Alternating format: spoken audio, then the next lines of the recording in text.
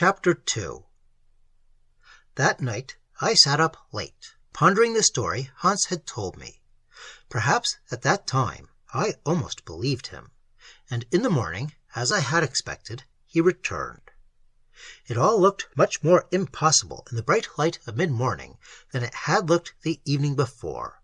I grasped at the idea that, although something extremely strange might be going on, yet the explanation might come, presently, of itself, in a purely matter-of-fact manner. In effect, that is what I told Brubaker. Hans went away disappointed, almost angry, and not more than 20 minutes after he left my office, Hilda Lang came in. She seemed extraordinarily perturbed.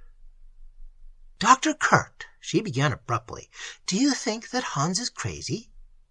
"Why do you ask?" I returned. Talking with her was different from talking with Hans.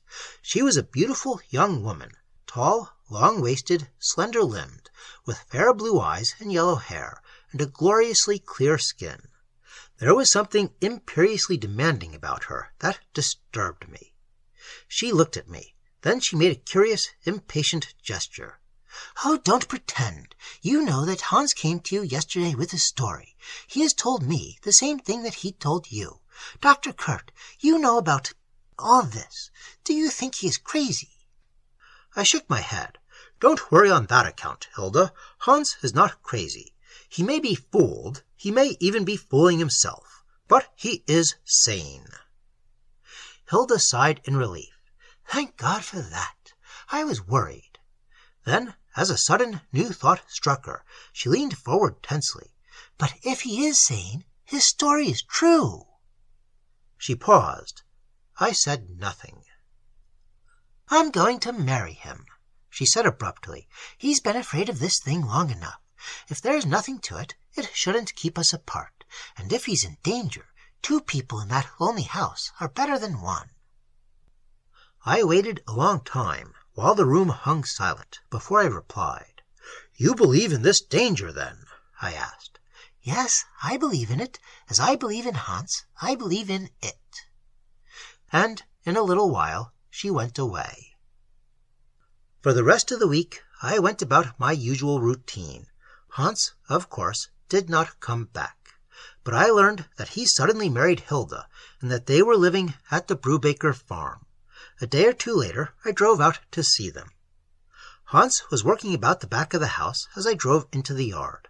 He straightened slowly, put down the tools from his hands, and walked over to the car. He looked tired, as though he had not been sleeping well. Shutting off the motor, I climbed from the car. Then, while I was close to him, Hans whispered hoarsely, "There is danger here, Dr. Kurt. I can feel it. I watch every night, Doctor. I have seen things that I haven't told her about. I can't tell her. I want to sell the place and go away, where it's safe. But Hilda laughs. She hasn't seen the things I've seen." "Just what have you seen?" I asked. He looked at me eagerly. "Come to the house, tonight, after Hilda has gone to bed," he whispered. I nodded. Then we were at the kitchen door, and there was Hilda, smiling, beautiful in her tall, strong fairness, welcoming me to her home. That night, at 11 o'clock, I returned down the rutted road that led to the Brubaker farm. It was abysmally dark, but it was not cold. I remember thinking that it might snow before morning.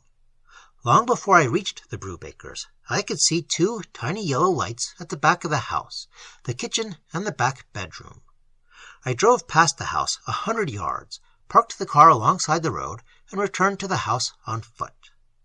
I did not look at my watch, so I do not know how long I stood outside in the driveway.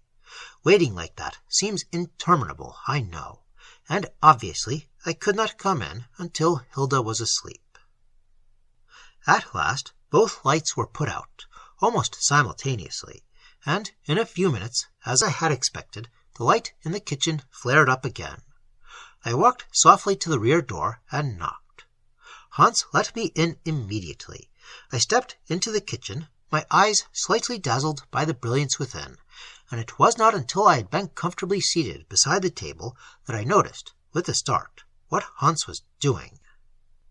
He was sealing the bedroom door off from the kitchen with wax, making the passageway between the two rooms hermetically tight. He worked with the rapidity of one who does a task he has performed before. Presently, he had sealed the doorway in its entirety.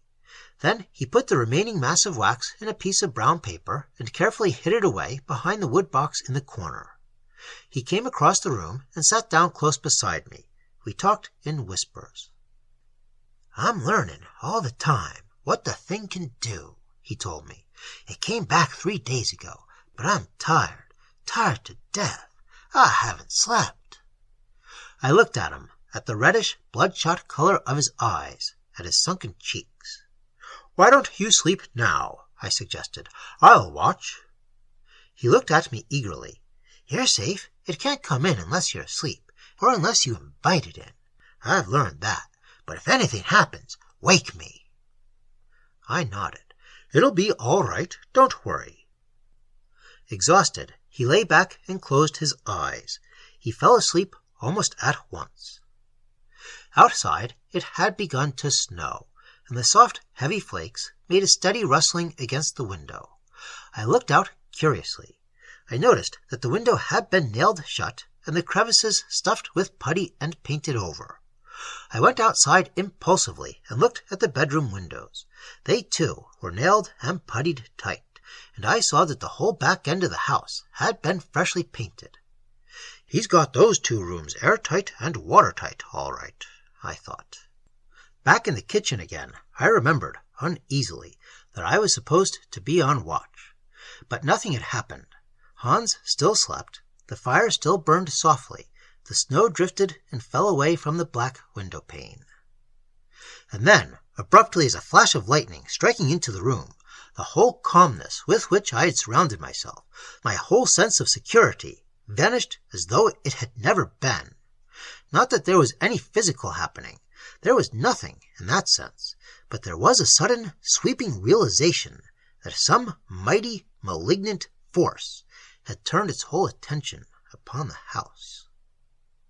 I sat up sharply and walked to the door, where I stood listening.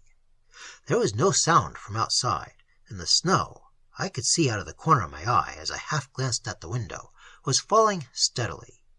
I waited, perhaps 5 minutes, and still that terrible awareness of some horrible force overhanging, impending, persisted. Then I threw the door wide and stepped out upon the back porch, but nothing was there. I turned back into the kitchen, and then I saw, fleetingly, something move at the kitchen window. The window was beyond the table, beyond the light, beyond Hans's sleeping figure.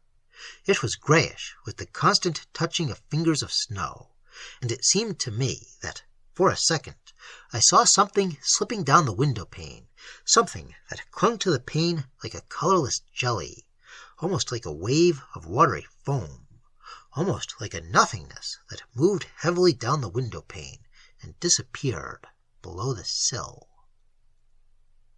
The glimpse, or vision, whatever it was fragmentary.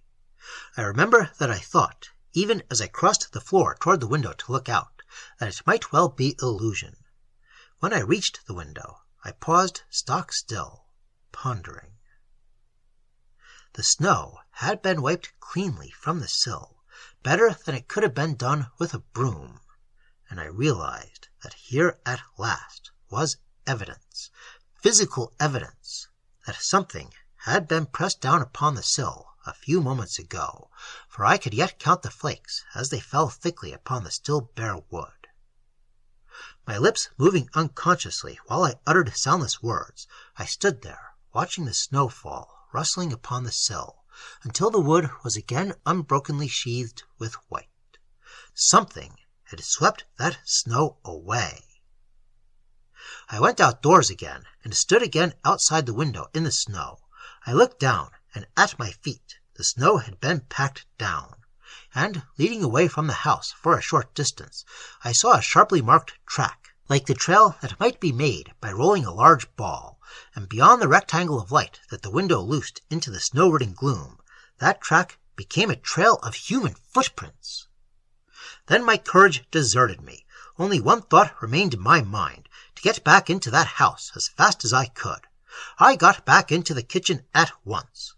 Hans was awake. The cold air from the open door had aroused him. He looked at me, at first uncomprehendingly, then alertly, and I saw that he knew pretty well what had happened. He sat up, stretching muscles stiff from sleeping half erect in a chair. "Did someone come to the door?" he asked. I shook my head, pointing to the window. There was a sort of grey fog against the window. It lasted only a moment. I went outside. There are tracks in the snow. Hans looked at me queerly. "Tracks like nothing on earth, or human tracks?" My voice was harsh and high-pitched as I answered, "Tracks like both." As the day slowly lightened, Hans stripped the molding of wax from the bedroom door, shaped it between his hands, and affixed it to the lump behind the wood box. I left the house before Hilda awoke, and returned to the village.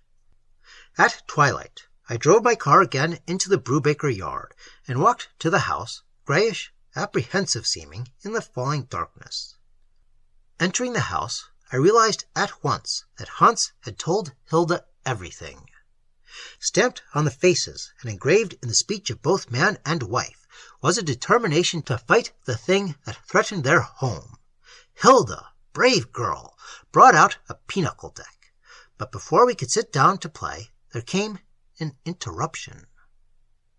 A car turned into the driveway, pulled up beside the house, and a farmer came in, a man named Brandt, who lived nearby. He shook his head when Hans asked him to sit down. "My Bertha," he stammered eagerly, "have you seen anything of her?" I felt a tingle of fear. "She's gone. She's run away. She's been going around too much with that Irish Catholic, Fagin.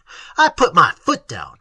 'I'll run away, Papa,' she told me, and now she's done it. She's gone. Did she walk to town? 2 miles? "It's a bad night out," Hilda said doubtfully. "I think that if you inquire at the houses along the road, you'll probably find her," I said. Presently the man went out. "Do you think it was that?" Hans asked when he had gone. I shook my head. It was perfectly plain what had happened. We began to play pinochle, and nothing out of the ordinary occurred. The malignant influence seemed to have departed the vicinity. The house seemed more than usually cozy and peaceful, and from time to time I caught myself wondering if, after all, I might not be acting like a fool.